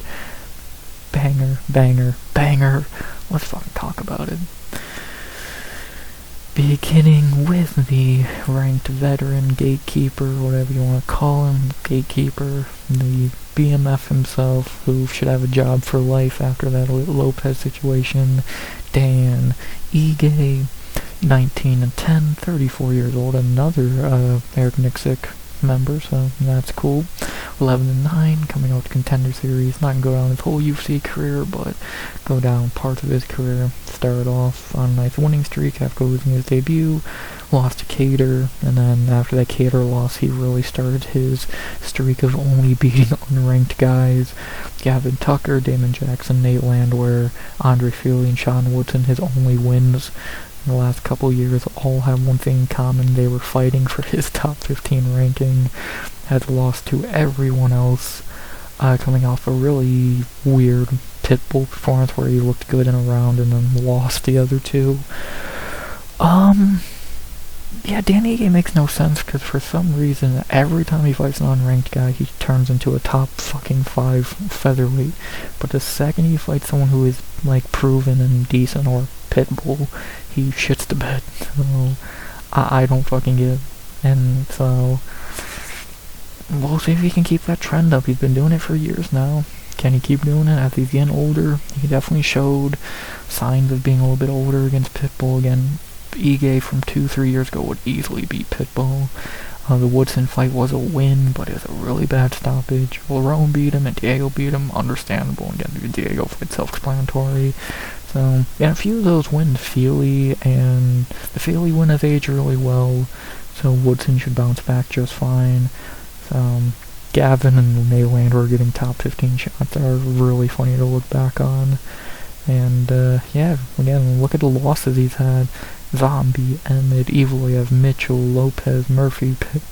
So, dude's not losing to scrub, and Melchizedek is definitely really good. So, we'll see if Ige's power to just beat every unranked guy continues. Crafty veteran, if you want to call him that. Still has bombs in his hand, still a good striker. Grappling is not the worst, but it's far from a strong suit. He's a veteran, he's a good fighter. But for how much longer can he keep it up as he is almost 35 in August of this year?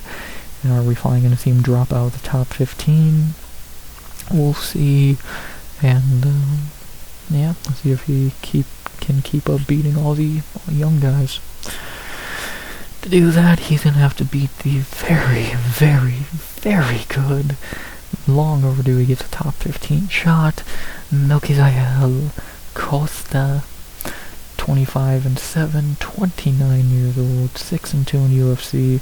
Really, if you take away that debut, which was up a weight class, short notice fight against Moises, where he actually did good, he is 5-1 in the UFC, or 6-1 in the UFC.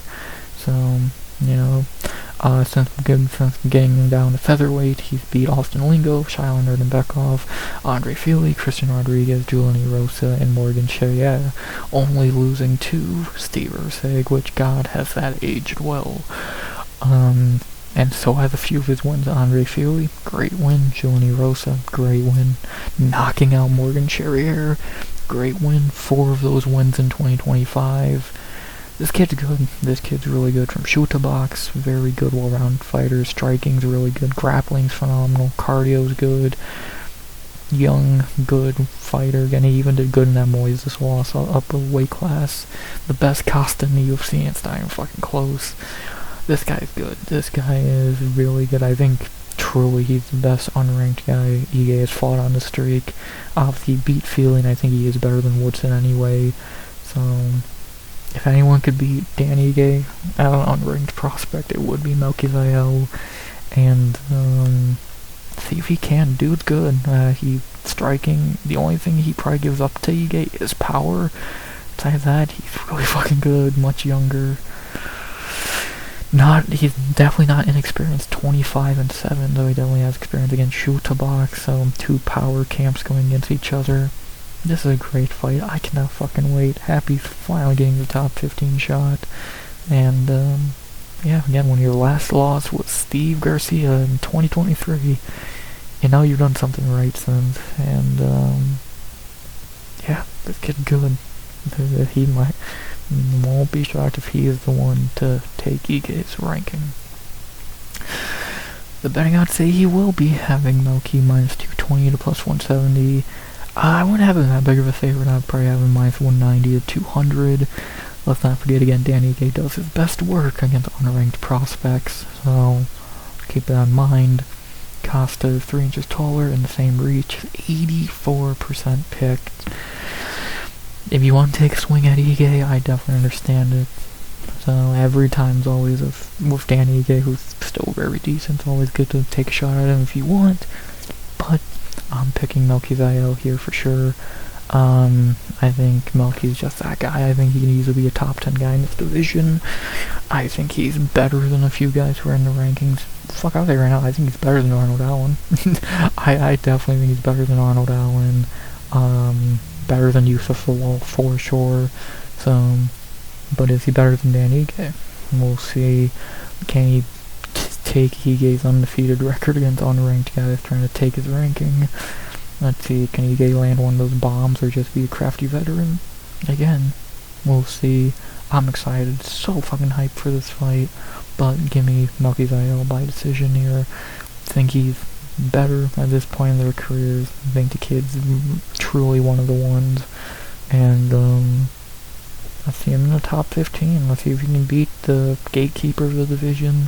Dan could always pull one out, but I'm gonna say give me Melky Zael by decision. I think it's time Ige's gatekeepership finally ends, and I think Melky's the best fighter, best unranked guy he's fought, so it'd be perfect.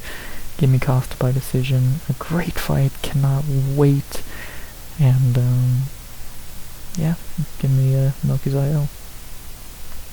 Cannot wait, what a banger. And then if that fight wasn't great enough, our co-main event of the evening is for sure gonna be fireworks, even if it should be Kevin Holland in it. Either way, this is still a banger, as we have in our co-main event of the evening, a fight that has no chance of going over a round, if even two would be surprising, as we have in our co-main event of the evening in the welterweight division. Again, should be Kevin Holland, but whatever. We have our last Texas fighter of the night trying to defend his ranking in the co-main banger between Jeff, Hands of Steel, Neil versus Euros, the Dr. Mitch. It sucks that Jeff Neal ducked Kevin Holland, and that's not even a guess, it's a confirmed thing, because that was originally planned for this card, but whatever. Euros Medic and Jeff Neal is going to be fucking amazing, because someone is getting knocked out here, and probably won't take long. Let's see what happens, man. This should be really, really fun. Let's talk about it. Great co-main event. Should not need scorecards for this one. All you should need for this one is some popcorn. Beginning with the ranked Texan of the two, Jeff Neal, 16-7, 35 years old, 8-5 in UFC. I'm not gonna go down his whole UFC career, just how bad he's been lately. Started off as a really hyped up prospect, but then he fought Wonderboy, lost. Neil Magny, lost. Beat Ponzi in a shit fight, beat Luque halfway to death. Gave Shavkat the best fight of his career, lost to Ian, which is embarrassing, beat RDA, which, yeah, I don't remember that either, and then got knocked out by Protez.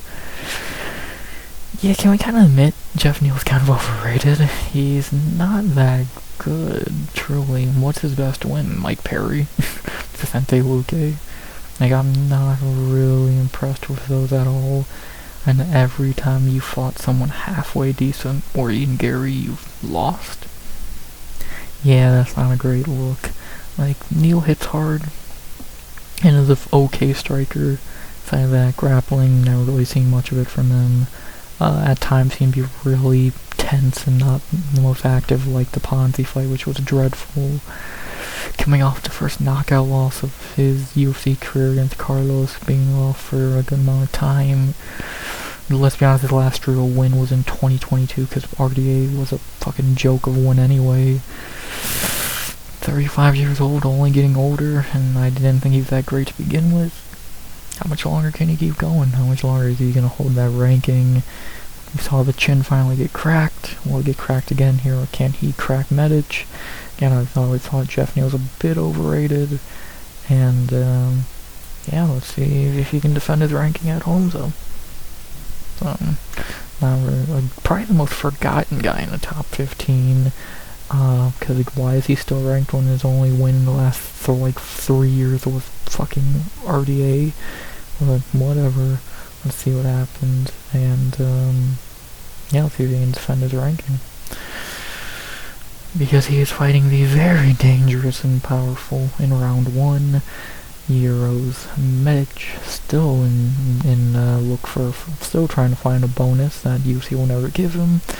Medic, 12-3, 32 years old, 6-3 in the UFC, coming off Contender Series, His win in the UFC have been Alon Cruz, Omar Morales, Matthew Summelsberger, Tim Means, Gilbert Urbina, and Musam Salikov, all knockouts. His losses have been Jalen Turner, Miktabek Oralbai, and Punhele Soriano. Yeah, Euros, since moving up to welterweight, what is he? He is, 4-2 in the Oralbai losses. Definitely understandable. Puna's, these are the most questionable loss on his record, but it happens. I agree, none of his wins. Salikov's a good win, the rest are not at all, but it is what it is. How he only has 2 bonuses, I don't know, but whatever. Yeah, Miroslav Menic, one of the best one-round fighters out there. If he can clip you in round 1, you are going down. Have never seen a scorecard, and hopefully never will. Not a grappler at all. Pure striking, through and through, and, yeah, his chin ain't great. Your chin ain't gonna be great after he hits it. Let's see what happens, man. Let's fucking see what happens. Very excited for this. Would love if he managed to get a ranking, even though, God, he'd be one of the least talented top 15 guys in the UFC. You know, he and Gary and Bilal are ranked, so never mind. And, yeah, let's see what happens, man. Let's see if Euros can somehow get ranked. If he does, that means he got a knockout. If not, that means he probably got finished. This is gonna be a banger. The Bangouts first fight have Jeff Neal minus 185 to plus 160. I think they should be closer. I'd probably have Neal minus 145. I get why Neal's the favorite here, but I think it's shaky. I think they're a little insane to count out Medic. Medic is taller and but Neal has 4 inches in reach. Neal is 73% picked. I get it, I do, but fuck it, give me Euros Medic. I'm going the underdog. I think he can crack that chin. I think he's a really good striker, and I think if he can clip that chin, it's over. If he can end this fight in round 1, I think Medic can win this fight. If this fight goes past round 1, yeah, Neal should probably have his way and finish him in round 2, or even round 1, but round 1 Medic is scary, and if he can get that fucking knockout, I would not be shocked. Fuck it, give me the underdog. Give me Euros Medic by knockout in the first. I think he's gonna upset the hometown crowd. I think he's gonna get that fucking big shot and win. Jeff Neal, I think, is overrated and ain't all that. Give me Euros Medic by knockout in the first. Am I confident? Not really. Would I bet on it? God, no. But, fuck it. Why not? Give me Medic by knockout in the first. Someone's going out in the first 2 rounds. It's gonna be Euros or Jeff. Let's find out. I'm going Medic by round 1 knockout. Fuck it, why not? Let's have some fun. Let's see some crazy shit. Let's get past this Jeff Neal train or whatever, and move on from that. Let's get Euros Medic in the top 15. Give me Euros Medic by knockout in the first. Again, if you want to call it crazy, sure. Maybe you want to fucking... Well, you would be lying if you said it ain't possible. Give me Euros Medic by knockout in the first. Someone's going out. I can't wait. Great co-main. See what happens. And finally, 13 fights leads us to our final stop on this road trip through Texas. As we have... The only thing left is our main event of the evening, a goddamn banger in the middleweight division. The best main event on paper so far this year, in my opinion. We have a big middleweight fight that's going to answer a lot of questions about these two, as we have in our main event of the evening could close out a fun night in Texas. We have at middleweight Sean Strickland versus Anthony Fluffy Hernandez. What a goddamn fight. Fluffy, always good to see. Finally getting that big fight. Strickland back after a year. Let's see what fucking happens, man. I'm super excited. rare time, I'll actually talk about the main event, guys. Beginning with the former champ, Sean Strickland, 29-7, 34 years old, gonna be 35 in a week. 16-7 in UFC. Obviously, the main talking point of him is Strickland Mania back in 2023. Fighter of the Year, fucking won the belt. But since, like, he did beat Drakus, and then no one remembers him beating Paulo, but then he did look really terrible in his last fight a year ago against Drakus in a rematch, where he got 50-45 and looked one of the worst he's ever looked.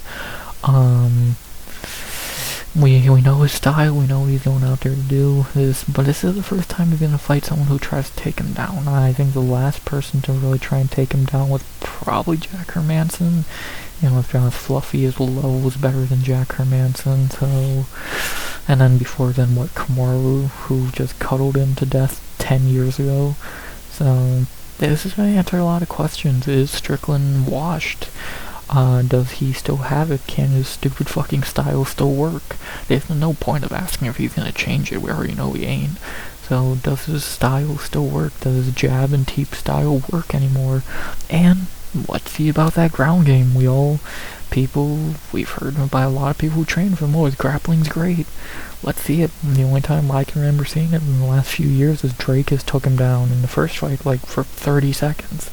Fluffy's the best wrestler he's fought in his career, and yeah, we're really gonna see if his grappling's all that. If it is, yeah, he's gonna win, because obviously we know he's a really good striker, but let's see what happens, man. Does Strickland still got it? We know he can still say stupid shit on the mic, but can he still back it up in the cave? You know, he never does. Can he still win a fight? Let's find out, man. I think this is gonna be really intriguing, and see if he's still got it. Obviously, Strickland Mania's over. He would have no chance against Hamzat, but see if he can get one more win. But the man who's gonna try and stop that from happening and really end Strickland's career is maybe the only man who can beat Hamzat in his division. If he loses here, no one's beating Hamzat. We have maybe the only guy who can challenge Strickland in cardio, Anthony Hernandez, 15-2, 32 years old, 9-2 in UFC, on a 8-fight winning streak. 1, 4, 5, 6, 7, 8, trying to get to 9 in a row. Like, I know people keep saying stupid shit, they're terrible wins. Okay, sure. Rodolfo Vieira at that time was a great win. Josh Fromm, terrible. Marc-Andre Barriault, terrible. Edmund Shabazian, terrible. Roman Kopylov, at that time it was a good win. Michel Pereira, at that time that's one of the worst beatings you've ever seen. Brendan Allen, great win. Rome Dolidze, terrible fighter, but God, was that one of the most embarrassing performances from a loser in a fight ever. I've never seen someone get bitched out that badly in a fight. Submission of the year. So, now he's getting his real test. Finally getting that top guy. He was meant to fight Ranier, but that fell through, sadly. Now he's getting Strickland much harder. Fluffy striking is getting better, but obviously Strickland's still the better striker, I would imagine. Fluffy probably has more power, but we're not really seeing him really knock anyone out. Cardio is great, again, probably the only guy in the division who can match Strickland. But can he get him down? That's the story. Can he get Strickland down? If not, I struggle to see him winning this fight. Even with how good of his cardio is, I don't see him winning a striking match here, or knocking out Strickland, so only have 3 knockout wins, and let's be honest, I know both of them are TKOs, so can he take him down? Let's find out. I'm happy he's finally getting this opportunity, and if he wins this fight, there's no question he is number 1 in line for a title shot. And if he wins this fight, if he ragdolls Strickland and even makes him gas out, I think he's easily the one to beat Hamzat. But we'll find out. Gotta win here. This guy is just fucking phenomenal as of right now. And see what happens, man. Let's see if the fluffy train keeps going. Can I get one more win before a title shot? Let's see. Let's fucking, especially if he gets a finish. Dude, that's gonna be interesting. But, I will say the betting odds for this fight are completely off. Fluffy is like minus 300 now. I don't agree with that at all. I don't think people are really factoring in they are just hate betting against Strickland, which is fine, but I think it's wrong. If you wanna, I get, if you wanna have Fluffy a favorite, sure, have him like minus 130, 125, 130, like pretty much a pick'em. I think that'd be definitely more fair if you do want to go for the idea that Strickland is washed, so I think that's more accurate. Same height pretty much, same reach, and Hernandez 66%. This is gonna be intriguing, man. I think Strickland's the best underdog on the card. Not saying he's gonna win, but I could see, I think this is close to a coin flip, because it all comes down to, can Fluffy take him down or not? If he can, he's gonna beat him easily. If he can't, Strickland should keep and jab his way to a win. And so, it's gonna be intriguing. I'm very excited. What do I want to happen? Of course, I would want to see Strickland get fucking ragdoll, because we had Strickland Mania. It was fun. We can move on. Will that happen? I don't know. I'm gonna put my pick in as Fluffy. I hope he wins, but I'm far from confident at all in this. I could 100% see a world where Strickland his way to a boring decision for 24 minutes, because you know that 25th minute is when he's actually going to learn how to fight. But I don't know. It all comes down to the grappling, or if Fluffy somehow just has the striking to beat him, which I think his striking has gotten better. I don't think it's that good, so I can't wait. Great main event. I could see it going either way, but I'm going to put my pick in as Fluffy, hoping he wins, but I can make a case for either guy, and I'm very fucking excited, so give me Fluffy by decision. I do see this fight probably going to full 25. I would be amazed if there was a finish in this fight, and we'll see what happens, man. Let's see what happens. Winner of this could either be in a title shot next. Goddamn no aim involved ain't gonna be, and both these guys would easily be involved in one already did, so see what happens, man. Hope Strickland gets beat, but I unbiasedly, being a fan of the sport, I could easily see Strickland winning this fight. Stop takedowns, or to stop the takedowns, or to not stop the takedowns. That would determine the fight. Can't wait. Banger. Give me Fluffy, but I'm not confident in the slightest. See what happens. I'm excited. And finally, just under 2 hours, I can finally say, boom! That was the card. Go over my picks one more time. Carly Judice by knockout in the second. Yadier Del Valle by submission in the second. John Paul Labusiani by decision. Ramiz Brahimaj by decision. Jocelyn Edwards by decision. Alvin Correa, my lock of the night, by knockout in the second. Ode Osborne by decision. Carlos Leal by decision. Zach Reese by knockout in the first. Jacoby Smith by decision. Ante Delija by decision. Milky Costa by decision. Euros Mensch by knockout in the first. And Anthony Hernandez by decision. A bang. Like always, I know a lot of decisions. I think, 5 finishes?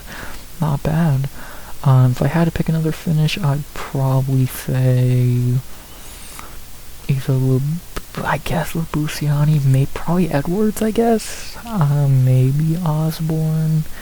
Probably not Jacoby. Maybe the main event, but I highly doubt it. So, there you go. Those are my picks. And, see what happens down in Texas. This is a very decent card, and I am very excited. Fights are back.